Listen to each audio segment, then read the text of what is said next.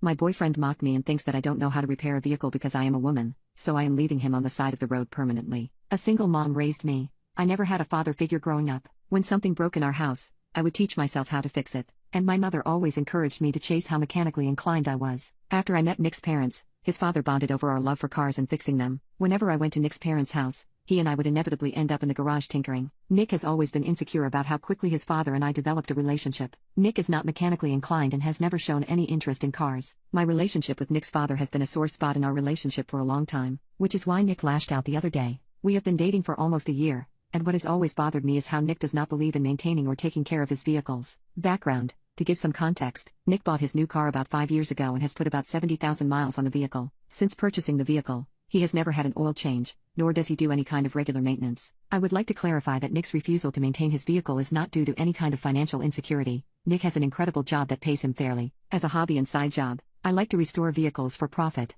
I am no mechanic. I mostly clean up the vehicles, do body work, and do paint restoration. However, I do have a fundamental understanding of cars and know how to do the basics. Story: Nick called me yesterday on my day off and told me he was about 10 minutes from my house and had a flat tire. He asked if I could come to help him out. I grabbed my tool bag and headed out. When I arrived, Nick had a flat tire, but his front left rotor was cracked. The rotor was part of the car's brakes, and his rim was bent to hell. I told Nick that his car was undrivable and that he needed to call a tow. Nick started arguing, telling me it was just a flat tire and not a big deal. I tried showing Nick how bad the damage was, but he insisted I overreact and just needed me to change the tire. I refused, and in Nick's own words, I started mothering him about how poorly he took care of his car. The argument got heated, and Nick lashed out at me and started saying things like, "Just because you have a set of pink tools and watch YouTube doesn't make you a fucking mechanic." After Nick said this, I started to pack up my tools and told him that he was right. I'm not a mechanic, but that he should probably call one because I'm not changing his tire. I left Nick on the side of the road and he refuses to talk to me until I apologize for abandoning him. Am I the a-hole? Update: vehicle update.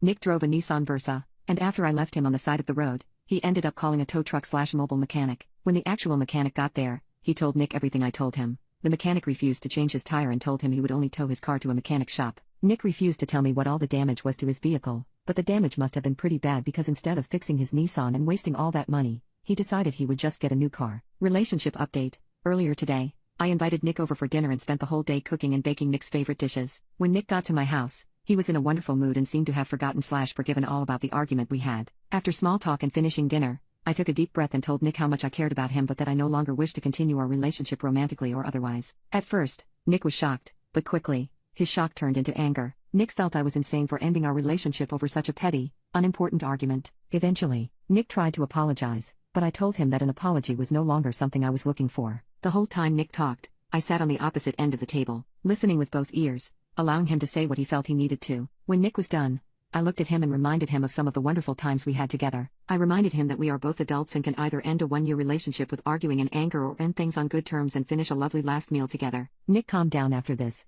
and his tone of voice matched mine. We didn't talk for much longer, but luckily, I planned and had some tiramisu wrapped up for him, along with a small bin of everything he kept at my house. Before Nick left, I hugged him and told him that if he ever needed someone to show him how to change a tire, I would be happy to send him a YouTube tutorial. Life update: over these last few days, I decided to treat myself and buy my neighbor's old 1978 Ford Ranger, red. The truck is an absolute hunk of junk, and it will probably take me over a year before it starts to look somewhat recognizable. But I figured it would be more time and cost effective for me to obsess over an old broken truck than it would be for me to fixate on broken men. I plan on staying single for a while and hope to take better care of myself and focus on my 3 German Shepherds more.